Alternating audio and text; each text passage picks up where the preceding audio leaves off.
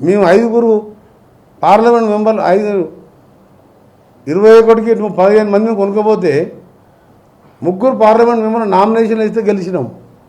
నీ గవర్నమెంట్ ఉండి రెండోసారి గెలిచి 88 సీట్లతోని నువ్వు ఇంకా 5 ఏళ్ళు ఉంటావని తెలిసి కూడా 3 గెలిచినాం. అది కాంగ్రెస్ అంటే, అది ప్రజలు. నీ మోసానికి దళిత బంధనో, డబుల్ బెడ్రూమ్, దళితులు ముఖ్యమంత్రి అనో, అకౌంట్ రోజే పోలింగ్ రోజే అకౌంట్లో డబ్బులు వేయడంతో నువ్వు రెండోసారి గెలిచినావు.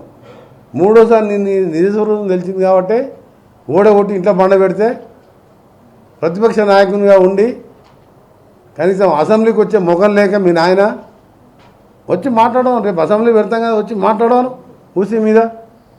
ఆయన సంగతి తెలుస్తుంది. నేను కేసీఆర్ సంగతి పెద్ద ఆయన 70,000 పుస్తకాలు చదివినట. మూసీ గురించి రీసెర్చ్ చదువు ఫస్ట్. కేసీఆర్కు అంటే ఆరోగ్యం బాగాలేకుండా నువ్వు చదవలేకపోతే కేటీఆర్, హరీష్ నువ్వు చదువురా పుస్తకాలు. రీసెర్చ్ చేసిన వాళ్ళు చదవండి.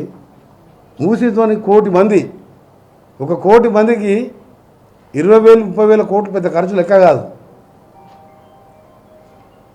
అందుకనే మళ్ళీ రిక్వెస్ట్ చేస్తున్నా, మీ పార్టీ ఉండదు, ప్రతిపక్ష నాయకులు లేడు, ఉన్న కేసీఆర్ పేరుకుంటాడు తప్ప ఆయన రాడు. వస్తే ఇలాంటి ప్రశ్నలతోనే మళ్ళా లేవకుండా చేస్తాను. నేను మూసీని 10 ఏళ్ళు ఎందుకు పండబెట్టావు? అప్పుడంటే ఆంధ్రోలు పండబెట్టాను. నువ్వు ఎందుకు మూసీ క్లీనింగ్ చేయలేదు? మీరు చేస్తుంటే మీరు ఎందుకు రెచ్చగొడుతున్నారు ప్రజల్ని?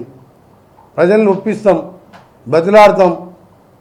దీంతో మీకు కూడా రోగాలు వస్తాయి. మూసీ పక్కన ఉంటే మీకు ఇక్కడ ఇల్లు ఇస్తాం, 20,000 సాయం చేస్తాం. మీరు ఎక్కడ కట్టే డబుల్ బెడ్రూమ్ మీకు ఇచ్చిన దగ్గర స్కూల్ పెడతాం. ఇవన్నీ చేయాలనే ఓ ప్లాన్తో ముందుకు పోతున్నాం మేము. రేవంత్ రెడ్డి గారు ముఖ్యమంత్రిగా ఆయన ఆలోచించిన, నేను ప్రైమ్ మినిస్టర్కి 10 సార్లు కలిసి ఇచ్చిన, పార్లమెంట్లో 5-6 సార్లు మూసీ గురించి మాట్లాడినా. దేశ ఆప్కా నమామి గంగా नमामि गंगा 40,000 करोड़ खर्च करते, वही 40,000 उससे गंदा है हमारा रिवर, इसको भी एक 40,000 करोड़ देव बोल के డైరెక్ట్ పార్లమెంట్ అడిగినా. ఒక 12 సార్లు అపాయింట్మెంట్ ఇచ్చి నాకు మూసీ మీద అని చెప్పి సబ్జెక్ట్ అడుగుతారు. వాళ్ళు అపాయింట్మెంట్ ఇచ్చినప్పుడు సబ్జెక్ట్ అడుగుతారు. అడిగినప్పుడు ఆయనతో చెప్పిన, ऐसा पीएम साहब वहाँ सो नहीं सकते, खा नहीं सकते, इतना डिसीजेज आ रहे, अब एक काम करो, ఓసారి 200 కోట్లు ఇస్తున్నాడు.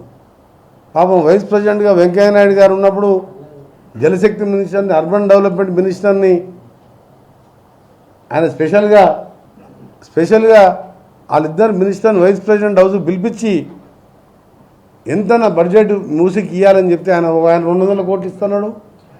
జలశక్తి మినిస్టర్, అర్బన్ డెవలప్మెంట్ 200 కోట్లు ఇస్తున్నాడు. బీజేపీ వాళ్ళు 10 ఏళ్ళు అధికారం ఉండి అద్దెలే. ఇది రాను ఎట్లయిందంటే ఇది బాగా కలుషితం అయిపోయి, మేమైతే మా దగ్గర పండించిన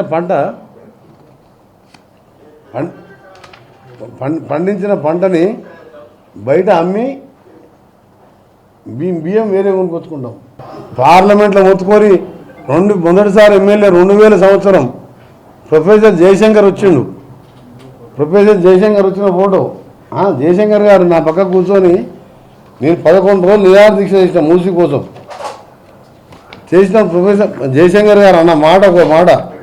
ప్రొఫెసర్ జయశంకర్ గారు అయితే రోజు పొద్దున బస్సులు వచ్చి 5 గంటలకు వేసి నల్గొండకు వచ్చి క్లాక్ టవర్ సెంటర్కు 25 ఏళ్ళ కింద నేను దీక్ష చేసిన. అప్పుడైతే అసలు మా కాంగ్రెస్ లేకుండా టీడీపీ నోట్లు నీళ్ళు పోసుకునేది.